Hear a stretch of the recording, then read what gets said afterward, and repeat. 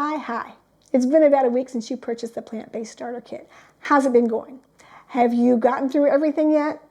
If you haven't, I'm guessing you're struggling with a little bit of overwhelm, like there's too much stuff. So if you haven't gotten started, just get the checklist out, forget about everything else, and focus on the getting started section and the step 1 section. Just do one thing at a time. If it takes you a month to get through just the get started section, it's okay, because progress is better than perfection. So if you get 1% better every day, then you are going to reach your health goals. So get your list, get started, don't let overwhelm take control.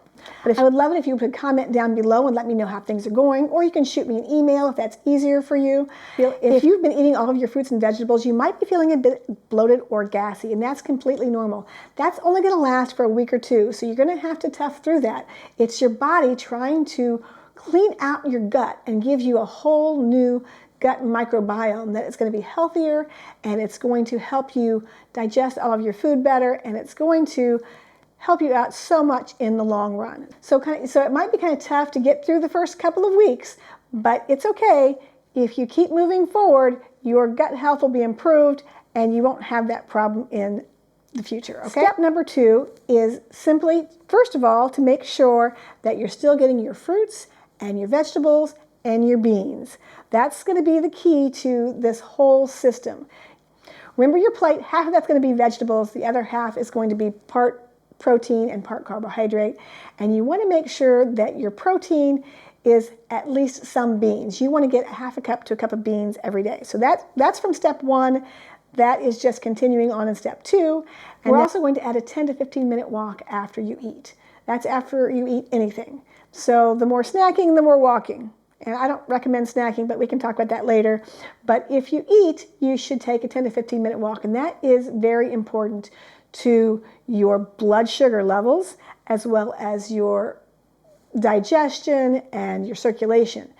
When you walk after you eat, your body uses up that glucose that's in your system right away, so you won't get those high blood sugar spikes that you see if you take a nap after you eat, or you sit and watch television after you eat. When you're done eating, take a walk, whether it's a walk around the block or a walk down the street, whatever it is. Getting the fresh air and exercise is going to do so much for your overall health. If it's raining outside or it's cold, don't use that as an excuse to sit down after you eat. I want you to just walk around the house.